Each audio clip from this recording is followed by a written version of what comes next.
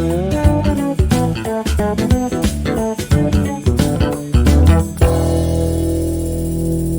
assalamualaikum warahmatullahi wabarakatuh. Selamat sore Palkomster. Kembali lagi di podcast Palkomtek Prabumuli bersama Mbak Sherly. Hari ini kita kedatangan tamu jauh. Kira-kira siapa ya? Ayo teman-teman di rumah ada yang tahu? Ini dia tamu kita. Selamat sore kepada Bapak Angga. Jauh ya Pak ya dari Iya. Pali ya Pak? Iya. Oke. 2 kali naik pesawat sampai Wow. ke sini. Oke, boleh kenalan dulu Pak sama teman-teman kita di rumah? Ya boleh. Jadi alhamdulillah terima kasih saya sampaikan kepada pihak Palkomtek Mbak Sherly ngundang saya untuk berbagi di sini. Saya biasa dipanggil Pak Angga, ya Angga Tanama Putra, ya, SPD MPD. Kebetulan memang sebagai seorang pendidik di salah satu SMK atau tepatnya di SMK Negeri 1 Penukal Kabupaten Pali. Ya. Wow. Jadi salam jumpa untuk sahabat sekalian. Jangan lupa nih, jauh-jauh tamu kita jangan lupa ditonton, di-subscribe, di-like ya Pak ya. Iya. Oke. Pak Angga udah berapa lama di Pali Pak? Saya PNS angkatan pertama di Kabupaten Pali. Wow. Jadi Pali pisah dengan Muara Enim 2013 pembukaan. Nah, itu kami masuk di situ. Oh. Ya. Jadi masih hutannya lebat, ya infrastrukturnya kurang hingga sedemikian rupa saat ini bertransformasi begitu cepat begitu. Dan masih bertahan sampai dengan sekarang. Mencintai, Mbak. Mencintai. Iya. Berarti sudah separuh jiwa raga Bapak tuh Pali punya ya Pak? Siap. Bukan Om Prabu lagi nih. Setengah. Setengah. Tapi kalau rumah asli di Prabu Pak? Asli Prabu Di mana kalau boleh tahu? di Padat Karya. Ya. Oh. Biasa. Ada karya juga saya Pak. Di mananya Pak? Oh, di Kayu Manis, Oh, dekat depannya, Manis, di depannya. Di depannya. Berarti hampir keluarga. Caknya tuh Pak ya. Kalau saya di Padat Karya di Vina Sejahtera Perumahan. Oh, dekat. Dekat. Iya. Tapi jarang lihat Pak Angga lewat. Ya, karena kita Pergi pagi pulang pagi. iya. Seperti lagu siapa itu? Armada. Iya.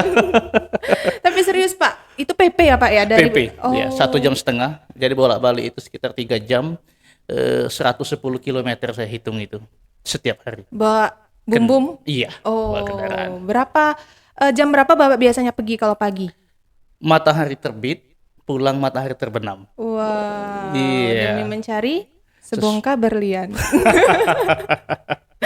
Oke. Nah, Pak Angga sebelum Bapak bergabung di Pali, Bapak pernah disibukkan di mana, Pak?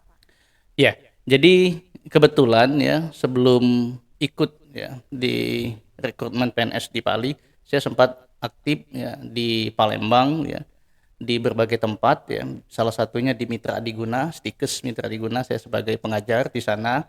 Luar biasa, Mbak. 50 mahasiswa itu yang laki-laki cuma 1.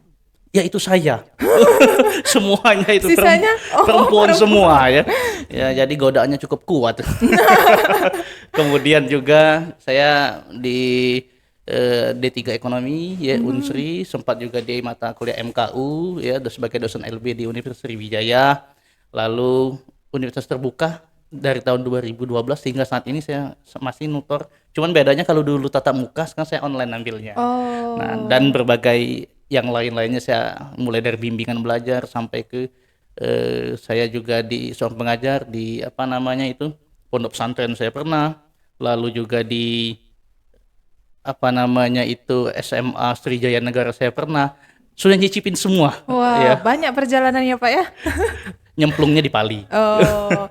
Dan yang masih aktif sampai dengan sekarang? Saya tutor tetap ya sebagai dosen di UT, saya tetap sekarang ini, cuman tadi saya kelas online. Online Jadi, untuk khusus yang kerja mungkin karena ya, Bapak juga disibukkan ya, di Pali. jadi tidak terikat dengan waktu. Betul. Nah, gitu. Dan karena sibuk di Pali mungkin jodohnya orang Pali apa enggak?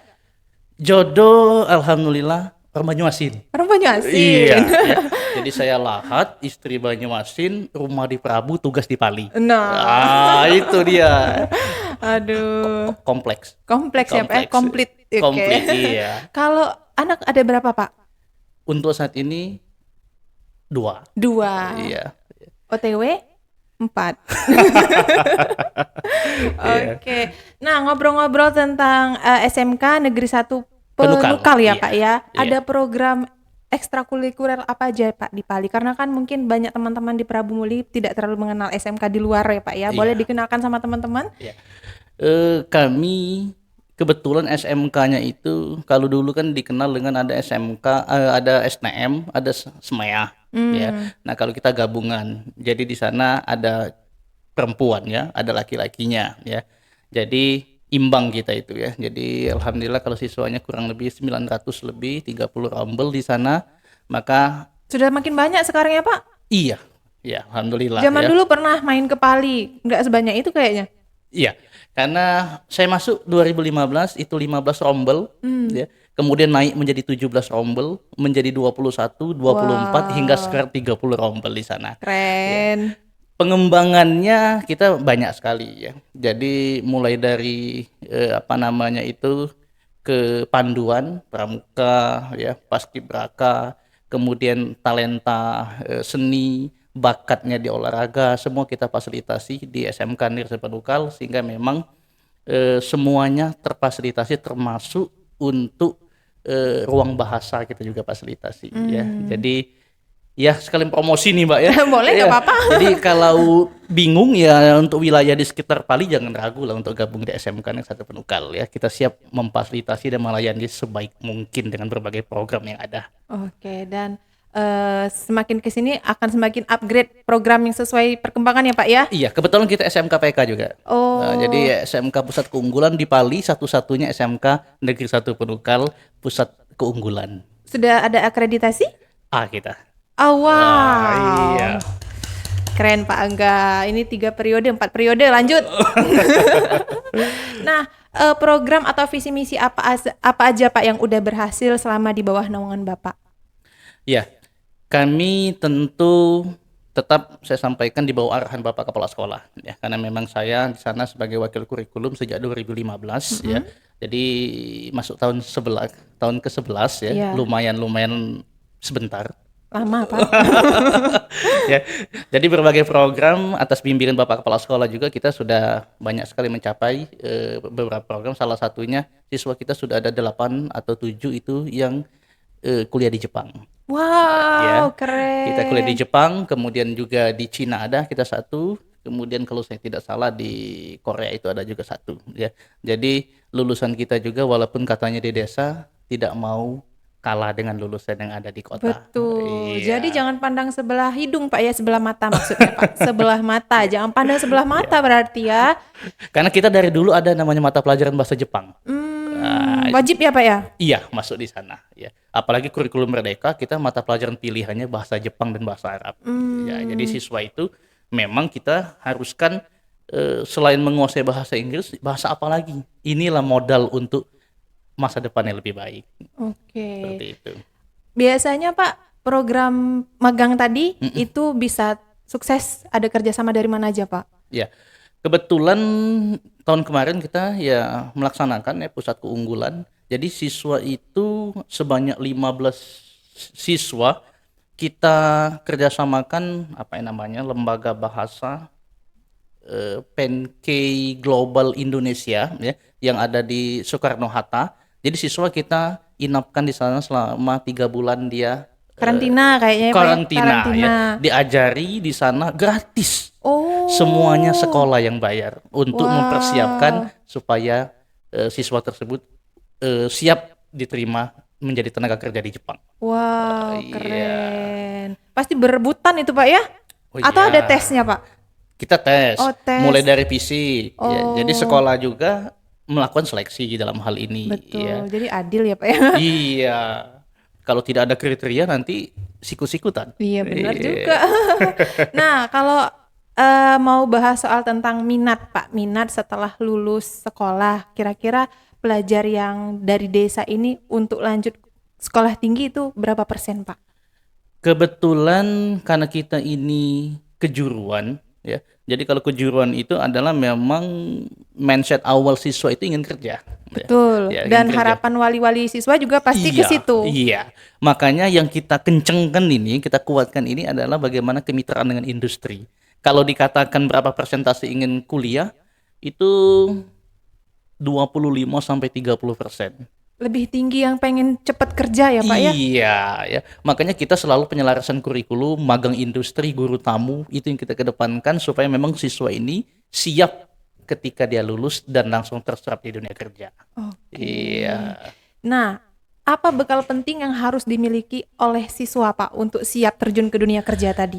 Yang paling utama soft skill, ya. Kalau bahasa industrinya itulah budaya kerja industri, ya. Jadi bagaimana soft skill atau budaya kerja industrinya itu memang benar-benar melekat pada siswa, disiplinnya bagaimana, tanggung jawabnya bagaimana, attitude-nya bagaimana, ya. Maka ketika memang itu sudah menjadi modal dimiliki oleh siswa, ya, keterampilan mengikuti, ya. Sama saja misalnya kalau kita salah satu industri pasangan kita Daihatsu nih. Daihatsu itu mempersyaratkan adalah bagaimana kedisiplinan siswa. Kalau dilihat nilainya itu yang paling penting selain kejuruan, dilihat nilai pendidikan Pancasila dan agama. Di situ dilihatnya. Wah, itu. Jadi memang karakter diutamakan. Oke, dan itu ada pembekalannya nggak Pak di sekolah? Selain kita fokus ada program magang gitu, Iya. ada pembekalan kayak apa ya, pelatihan mungkin, pelatihan.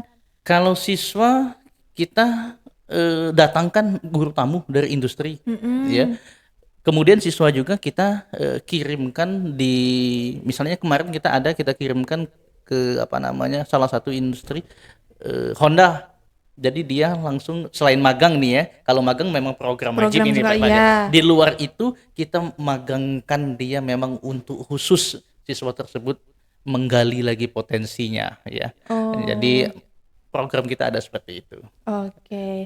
Nah, kalau kita bahas tentang program yang sedang digarap pemerintah Pak yang terbaru ini kan kita lagi trennya coding AI ya Pak ya. Oh iya, Itu sudah sampai sana belum Pak? kita salah satu yang menyambut baik program KKA ya. Ya, jadi coding dan kecerdasan artifisial termasuk tahun ini kita sudah masukkan ke kurikulum kita dan sudah kita ajarkan. Sudah jalan Pak ya? Sudah Oh jalan, keren, nggak ketinggalan nih. Siap, kita nggak mau ketinggalan. Berarti ikut pelatihan kemarin ada guru yang dikirim Ada, juga Pak? iya, ikut Oke. pelatihan ya.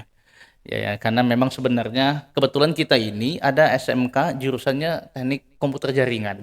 Jadi ketika kita gali, oh ternyata materinya itu nggak jauh beda dengan informatika. Ada juga apa namanya pemrogramannya di sana, ada kompetisionalnya di sana, ada literasi apa namanya AI di sana. Jadi kami lihat, hampir mirip sebenarnya. Itu jadi nggak ada hambatan kita dalam pelaksanaannya. Oke. Iya. Jalan aja Pak ya. Jalan. Kalau berdasarkan banyak minat siswa lebih senang belajar atau ambil program apa Pak siswa itu? Ini ke apa? Motor, listrik, atau komputer? Kalau saat ini imbang lah ya, Imbang 50-50 ya. Cuman memang kalau berdasarkan minatnya itu ada dua jurusan yang memang digandrungi siswa itu ya. Eh, tiga. Satu itu manajemen perkantoran, yang kedua itu mobil ya, yang ketiga itu komputer. Komputer. Nah, ini yang lagi diminati ya. Cuman dengan yang lain juga tidak ketinggalan begitu jauh kalau di sekolah kita Tapi ya. primadonanya tiga itu. Tiga itu Tiga ya. itu. Setiap tahun pasti buang tuh. Atau kita alihkan ke jurusan lain itu. Iya. Iya. Untuk kedepannya ada program apa Pak yang mau digarap sekolah? Iya. Kami ke depan karena memang saya katakan ya kami lagi buka jurusan baru bisnis digital ya. Bisnis digital ini kami menyambut pangsa pasar. Sekarang ini digitalisasi itu diutamakan ya. Yang kami ketahui bahwa di Sumatera Selatan ini tidak sampai dari 10 SMK yang punya jurusan itu ya. Termasuk salah satunya kami. Maka kami fokusnya bagaimana mengembangkan jurusan baru ini karena baru tahun kedua ya bisnis digital ini. Ya, makanya dalam waktu dekat kami akan studi tiru di salah satu SMK yang ada di Palembang melihat bagaimana kemudian pengembangan untuk jurusan bisnis digital tersebut ya. Kami juga dalam waktu dekat dalam rangka menyiapkan sama seperti ini ruang podcast di sekolah kita ya. Kemudian yang lain-lain kita siapkan ya, yang sehingga memang sekarang ini fokus kita untuk penyiapan jurusan bisnis digital tersebut ya.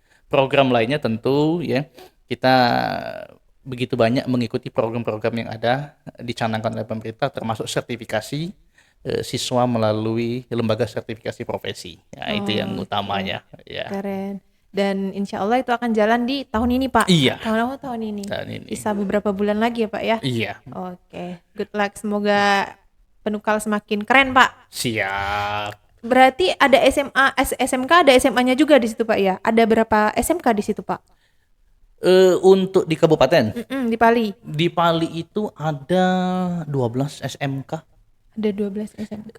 6 negeri, 6 swasta. Oke. Ya. Kalau SMA-nya lebih banyak lagi, saya lupa. Tapi yang negerinya itu kalau saya nggak salah ada 16 SMA. 16. Ya. Nah kebetulan di kecamatan kita itu ada 2 SMK, 3 SMA. Wah, itu nggak jauh, deket-deket itu. Banyak juga berarti sekolahan daerah situ, Pak ya? Lumayan banyak. Lumayan Iya. banyak. Karena nggak tahu pengembangan stakeholdernya seperti apa, sehingga memang banyak sekali sekolah-sekolah yang ada di Pali itu. Prabu Muli saja negerinya cuma 3 Iya. SMK, kita 6. Berarti besar juga Pali itu, Pak ya? Kalau secara apa namanya itu kewilayahan cukup besar, cuman kalau dari jumlah penduduk sedikit. Nah, padat Prabu Muli dong. Padat Prabu Muli Iya. memang. Oke. Nah, kira-kira Pak, prestasi apa saja yang sudah didapatkan sekolah di dalam waktu dekat ini, Pak? Iya, kita yang paling utama kita ditetapkan sebagai SMK Pusat Keunggulan, ya. Jadi SMK Pusat Keunggulan ada yang namanya skema pemadanan. Jadi kita menggait industri. Kebetulan kita guide kemarin adalah kawan lama, ya.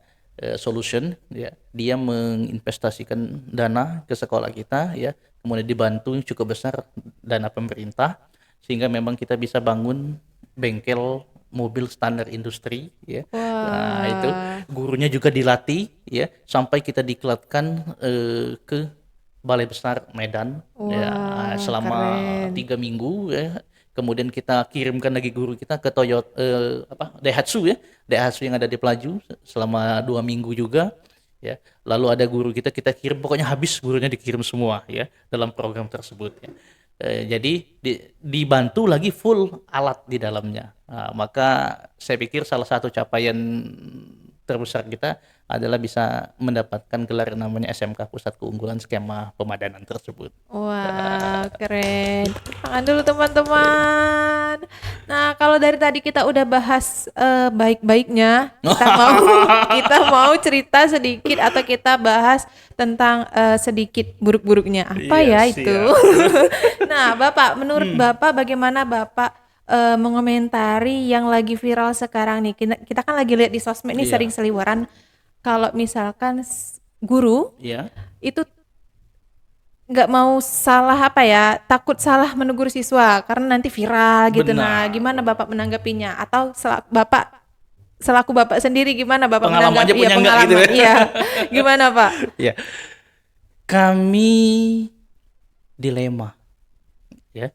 Jadi kalau kami di dunia pendidikan ini, ya, karena formal beda dengan yang namanya non formal. Kalau non formal kan yang penting transfer ilmu itu selesai. Ya, sementara kami ini dititipkan itu 3 hal.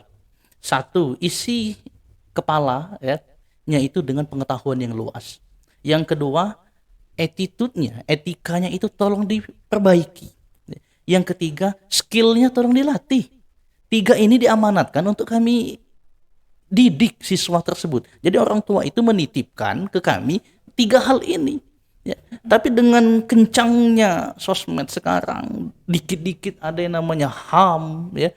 Jadi fungsi keduanya ragu dalam menertibkan kaitan dengan etika, kaitan dengan sikap dan perilaku, ya. Nah, sehingga ada guru itu, ya, yang berpandangan tanda kutip masa bodoh. Ya, karena memang ya bahasanya bukan saudara kita, bukan keluarga kita. Yang penting saya sampaikan pengetahuan, ilmu, terserah mau diterima atau enggak itu urusan mereka. Ada seperti itu, ya. Sehingga ini menjadi keprihatinan bagi kita, ya. Pak, tujuan yang keduanya nggak akan tercapai manakala guru banyak yang melakukan hal tersebut, ya. Nah, kalau saya secara pribadi tetap melaksanakan tapi dengan kehati-hatian, ya. Dan memang komunikasi yang baik kepada orang tua itu sangat diutamakan sehingga tidak terjadi namanya miskomunikasi, ya. Lebih-lebih di daerah kami ya. Ya, kalau bahasanya itu salah dalam penyampaian bisa jadi ini bumerang buat kita. Tapi saya pribadi ya mengajak pada rekan-rekan pendidik semuanya juga ya, jangan takut untuk melakukan sesuatu yang itu berdampak luas untuk peserta didik kita. Mudah-mudahan dengan cara yang baik, dengan etika ya, dengan perilaku yang baik, kita akan bisa merangkul dan mengajak siswa untuk menggapai masa depan dan cita-citanya. Keren. Menurut Bapak ada perbedaan nggak Pak mendidik siswa zaman dulu sama zaman sekarang? Sangat, Sangat beda ya. sangat ya. Saya dulu ya dengan Pak Aska yang di sini, saya masih ingat tuh berapa belas tahun yang lalu ya. 2003 kalau saya nggak salah ya, saya lupa saya itu. Mistar itu patah loh di tangan kami, ya. Mistar yang tiga ini ya, patah Iya, itu di betul. tangannya. Hafalan nggak hafal, celepek. Iya, kemudian terlambat saya ingat pada saat itu saya dengan kawan-kawan ganti baju olahraga. Kan biasanya pergantian jam pelajaran olahraga nih, ganti baju. Ganti baju. Terlambat masuk itu. Dihukum itu, angkat kursi itu sampai pulang seperti ini. Ya. Tapi nggak berani itu nyampaikan dengan orang tua dulu, nggak berani, pasti ditambahi. Nah ini jauh beda. Kalau Jauh sekarang ini beda. kan siswanya Mungkin sekarang ini karena sudah dunia sosmed ya Pak ya, dikit-dikit viral. dikit-dikit viral. Bumbu-bumbu lah ya Pak, dibumbu-bumbuin. Kan orang itu juga senang melihat berita yang meledak. Jadi ditambah tadi supaya sedap. Itu. Jadi jauh beda ya, Jauh jauh beda. beda. Maka mental anaknya juga jauh beda antara dulu. Kalau sekarang ini kan mau perbandingannya kan era 90 dengan 80-an ya, dengan generasi apa? Gen Z kah sekarang? Gen Z ya. Iya. Ini cengeng. Dikit-dikit lapor cengeng gini. Iya. Pesan-pesan Bapak untuk anak didik Bapak apa Pak? Iya. Khusus untuk anak didik kami ya di SMK Negeri Penukal ya ataupun di sekolah yang lainnya ya, bertanggung jawab terhadap apa yang dilakukan ya. Jadilah seorang pendidik yang berkualitas, yang cerdas ya, bisa menempatkan diri sesuai pada tempatnya sehingga lulus nanti Anda akan dihargai sebagai seorang memang yang layak dikatakan lulusan SMK atau SMA terbaik. Keren. Iya. Harumkan nama sekolah ya Pak ya? Oh iya jelas, pasti alma mater selalu diingat. Iya. Nah, Pak Angga, terima kasih nih sudah cerita-cerita seputar SMK Negeri 1 Penukal. Iya, Jadi kita yang di Prabu Muli ini yang tadinya nggak tahu, jadi tahu Pak ya, ternyata SMK di sana jauh lebih keren. Sama lebih kerennya Pak ya. Siap. Lebih keren. Sama nggak ketinggalan jauh sama di Prabu Muli. Yang penting tahu bahwa di belakang kebun karet itu ada sekolah gitu ya. Meskipun jauh di sana Pak ya. Iya. Nah, sinyal susah nggak Pak? Nggak Alhamdulillah juga. cepat kita. Cepat. Ya. Kita juga sekarang menggunakan Starlink untuk sekolah. Jadi semua kebutuhan siswa dengan guru kita bisa cover itu. Oke. Nah, jadi nggak ada masalah. Ya, Nah, alhamdulillah. ngomong-ngomong Pak, sekarang kan sudah dikit-dikit komputer nih. Lab komputer sudah ini Pak ya, sudah lengkap di sekolah. Kalau dikatakan sangat lengkap tentu belum. Tapi Ya. sudah ada Pak ya. Kalau ada ya tentu kita sudah ada. Kita labnya ya bisnis digital, kita sudah punya komputernya, labnya ya untuk dia apa? Live TikTok ya, streaming atau apa? Iya Pak ya. Iya, kita fasilitasi itu ya. Kemudian juga kalau jurusan TKJ tentu sudah ada kita untuk labnya itu. Ya, jadi ya nggak akan ketinggalan. Kebetulan kita tahun 2016 atau 15 saya lupa pastinya, kita salah satu sekolah atau SMK yang pertama menerapkan dulu namanya UNBK. Sehingga kita menjadi tempat sekolah lain untuk menginduk di sekolah kita pada tahun 2016 atau 2015. Iya, udah lama itu Pak ya. Sudah lama itu ya. Waktu baru-baru mau UNBK, wah komputer nih, serba komputer. Iya ya.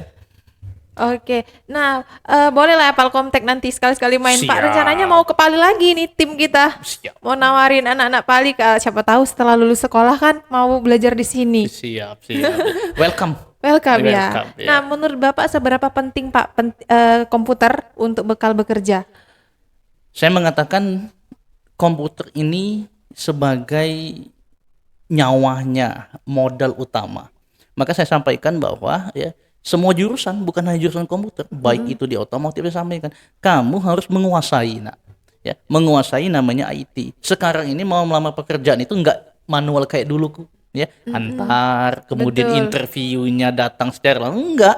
Sekarang ini bagaimana surelnya kita lakukan, Ampra itu yang namanya lamaran pekerjaan, interviewnya melalui Jimit, melalui Zoom, itu harus paham semua, ya. Modal utamanya Pak ya? Modal utama, ya termasuk di otomotif sekarang ini nggak ada lagi kalau dulu misalnya apa, buka motor tuh, wah diagnosis buka-buka, ternyata salah.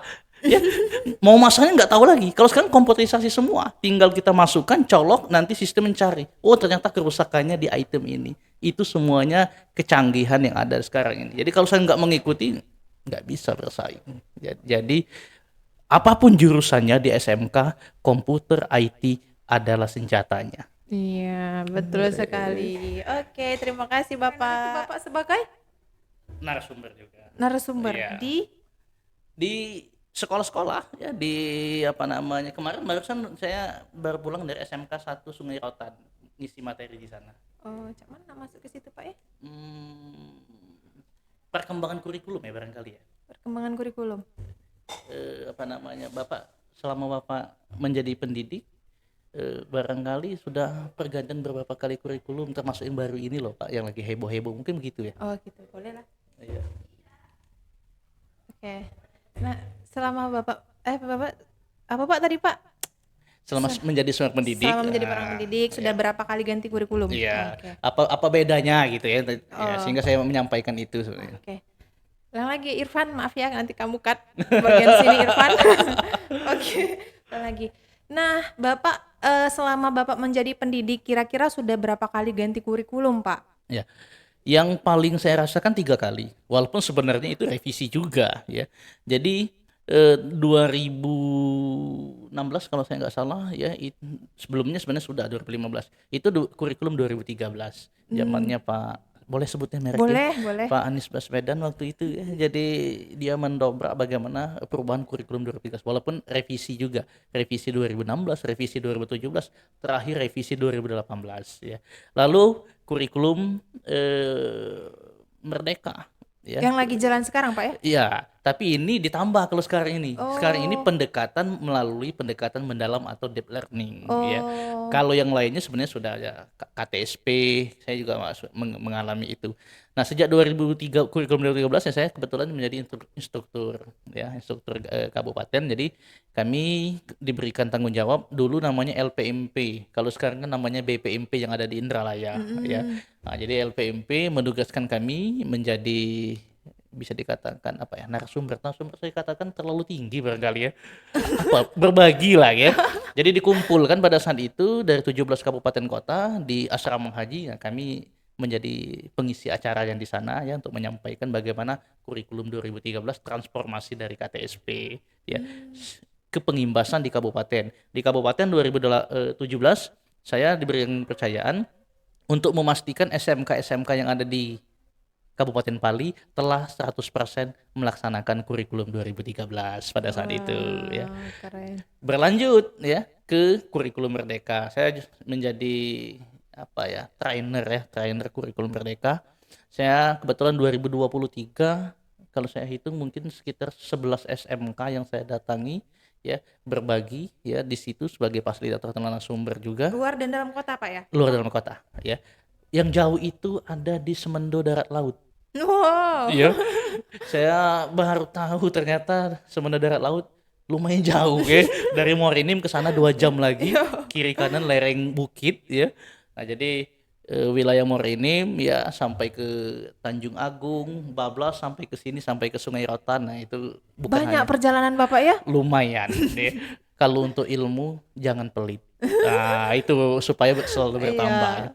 Terakhir kita di kurikulum Merdeka ya, dengan pendekatan mendalam atau deep learning, baru minggu kemarin tuh saya pulang dari SMK Negeri 1 Sungai Rotan mendampingi bagaimana guru-gurunya bisa membuat yang namanya perangkat pembelajaran mendalam dan kokurikuler, memastikan supaya jalan di SMK tersebut. Ya. Wah. Jadi ambil bagian ini Mbak. Setiap kali perubahan yang ada saya ikut ambil bagian gitu ya. Setiap musim Bapak ada ya? Sepertinya. Oke. Nah, setelah banyaknya perjalanan Pak Angga dari 2015 ya Pak ya? Iya. Dari 2015 sampai dengan sekarang. Kira-kira harapan Bapak untuk dunia pendidik ke depannya gimana? Sekaligus untuk menutup mungkin podcast kita pada sore hari ini, boleh Pak sampaikan kepada teman-teman? Ya, harapan saya Mbak ya secara pribadi untuk di dunia pendidikan, ya kalau sebagai seorang pendidik lakukanlah tugas sebaik mungkin ya, karena memang kita sudah sumpah jabatan terutama yang sudah ASN ya, maka jangan lihat sana sini tapi laksanakan tugas dan tanggung jawab dengan benar ya. eh, Sebagai seorang pendidik untuk siswa-siswa kami peserta didik SMK Semanungkal, ikuti tempatkan diri kalian pada tempat yang semestinya dilakukan ya, sehingga memang ketika sudah menempatkan pada tempat yang tepat ya, nanti juga akan mendapatkan hasil yang sesuai yang diinginkan atau yang dicita-citakan barangkali itu ya. Dan kita sama-sama merangkul ya, saling merangkul Merangkul. untuk menciptakan pendidikan yang lebih baik. Tentu satu atau dua orang nggak akan bisa, sama analoginya seperti sapu lidi. Kalau satu nggak akan bersih, tapi kalau kita bersama-sama, sesusah apapun tantangan dalam dunia pendidikan pasti bisa kita atasi. Oke. Iya. Oke, terima kasih Pak Angga Iya, atas siap. waktunya sudah jauh-jauh datang ke Palkomtek untuk podcast sharing-sharing cerita-cerita berbagi pengalaman Bapak. Siap. Oke, semoga kita bisa ketemu lagi di kesempatan lain mungkin. Siap. Oke, kita Ditunggu itu. Iya, collab-collab lagi di kegiatan lain ya Pak ya. Siap. Nah, buat teman-teman di rumah yang sudah nonton jangan lupa like, comment, subscribe channel YouTube kita podcast bersama Bapak Angga. Kira-kira siapa bintang tamu kita selanjutnya? Tungguin di channel kita. Oke, terima kasih. Bye.